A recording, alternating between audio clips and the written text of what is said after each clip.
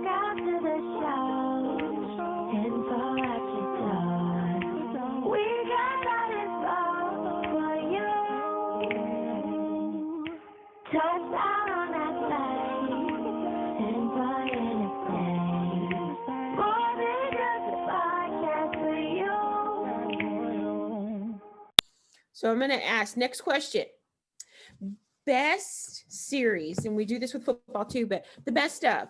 What's the best college basketball rivalry?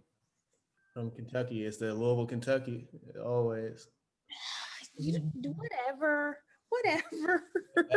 Separating us, you're either on Louisville side or Kentucky side, and it's really a state torn between the two.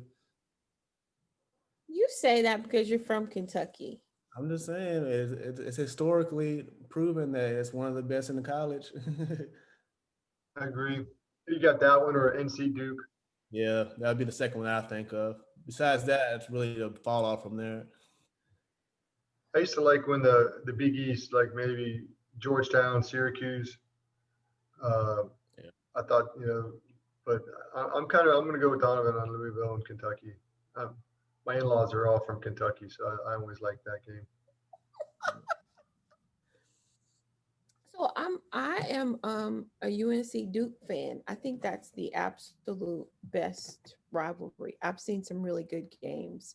I mean, going back 20, 30 years, that's been a really, really, really intense, for lack of a better word, rivalry, no matter who's on the court. That's my favorite of all time.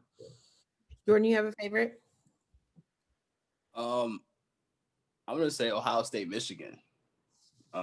I was able to see how ugly that got, from experience. I mean, those fans get pretty ruthless.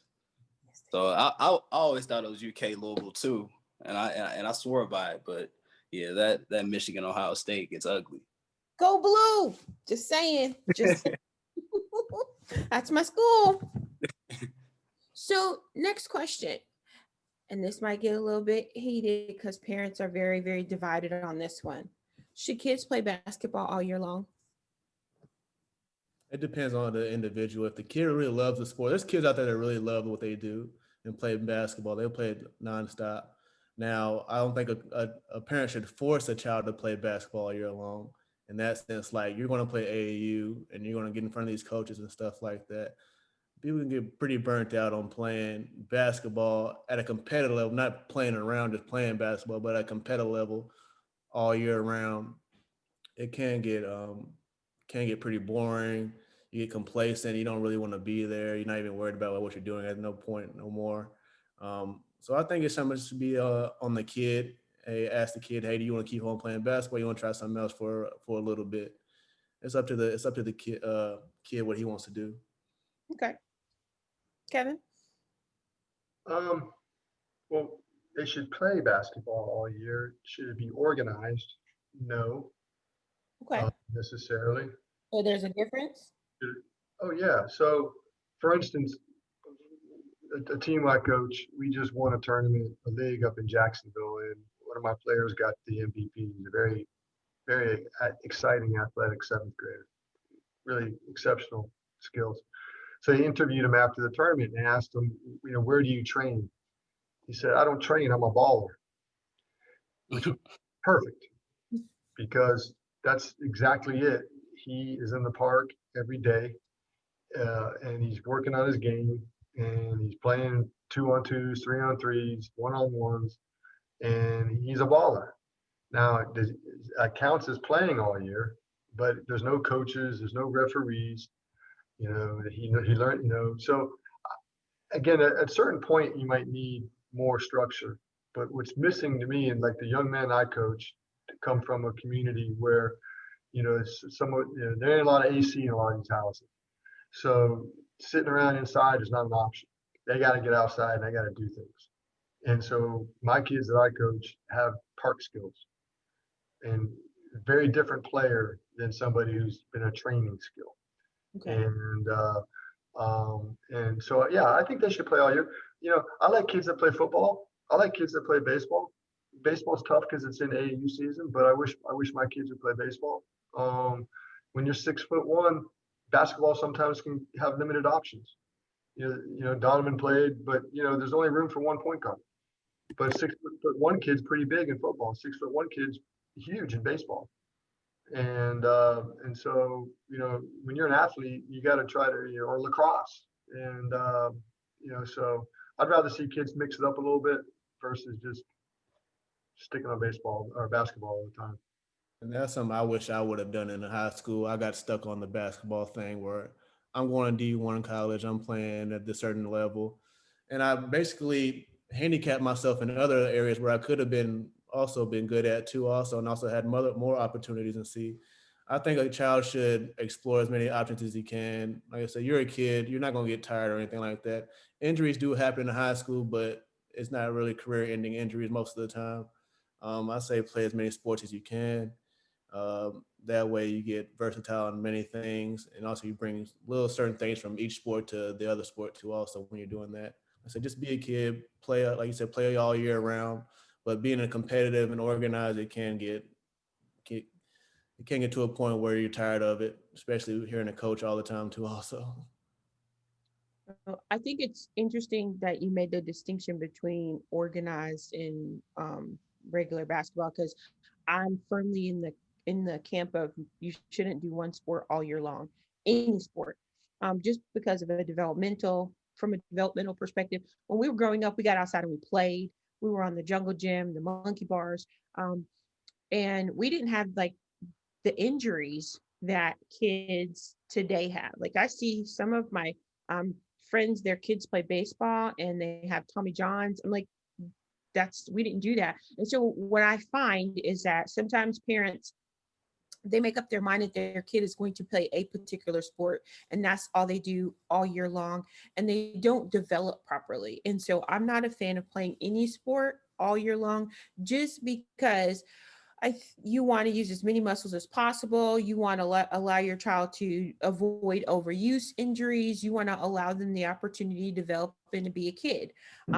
However, I do like I do feel that it is important to note that when I was thinking of not playing something all year long, I was strictly thinking of organized sports. And I really didn't put it in the perspective of, well, what if they're just going out to play and they're on the playground and you're playing basketball on the playground?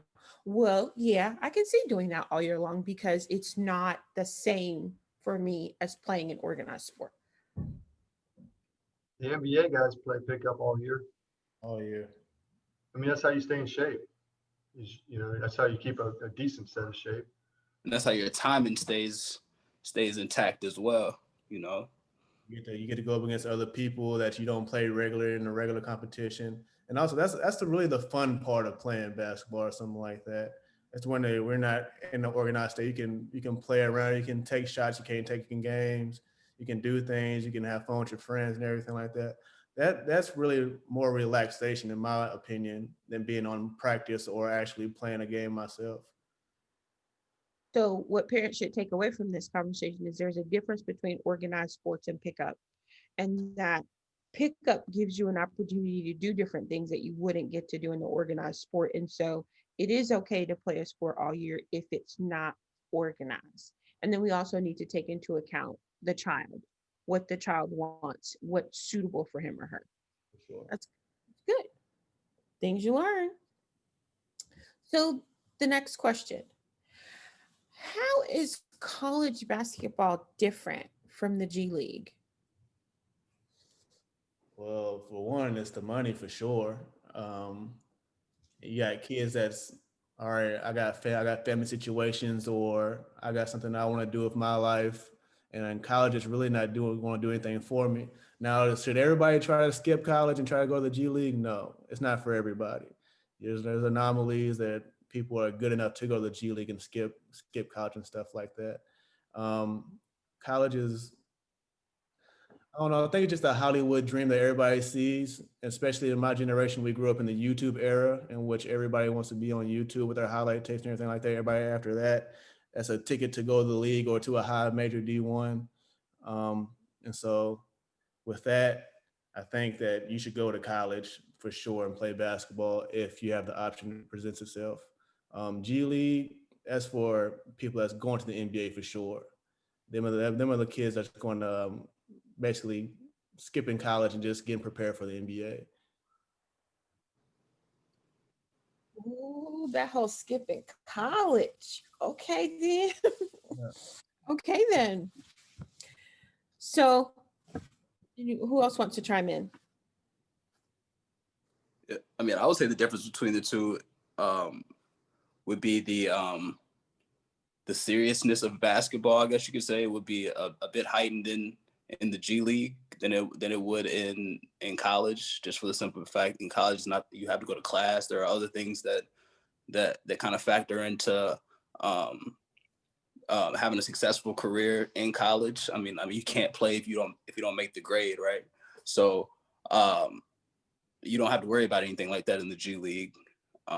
However, I would say college is probably more beneficial to most, just for the simple fact that you're able to network and build different relationships outside of basketball. Because I mean, as you kind of alluded to earlier, I mean, everybody's an injury away from not being able to play basketball anymore. So it's always good to have, a degree to fall back on. But yeah, I mean, those would probably be the only distinctions between the two. It's like a minor league baseball. It's basically like an internship. You learn learning how to play the game at the professional level. You're playing against the professional level competition. You're making money, and also that you're also getting ready for the next level if you're able from the G League to get to that position. College is just collegiate sports, school, and you playing a sport. And to be completely honest, you'll probably play against better talent in college that you would in the G League. Yeah. And that's just being completely honest. I mean, a lot of those guys have been in the G League for years now, just kind of almost collecting a check, if you will. Yeah. But so let me just throw this out here. So for parents that are listening, the NBA has a minor leagues like baseball, and it's called the G League. There are about, I think, 20 to 28 teams, and they actually get paid. They get like $7,000 a month. And if I'm not mistaken, they also can get paid for their name and their likeness, which they can get endorsements, which is different. Well, we'll see what happens in January. But right now in college, you can't get paid. You can't get endorsements. You can't get paid for your name and your likeness. So there is a difference. And you guys are absolutely right. I have noticed that it's the high profile players for the most part that actually say, okay, we're going to go to the G League. And when I was out there doing the research, I'm going to throw this out here, and then you guys can just kind of tell me if I'm wrong or something. For me, if I were a parent or if I were an athlete, I think Coach Cal does a fabulous job preparing people for the NBA in 1 year. I know everybody can't go play for Coach Cal. I know that. So parents who are listening to this, don't shoot the messenger.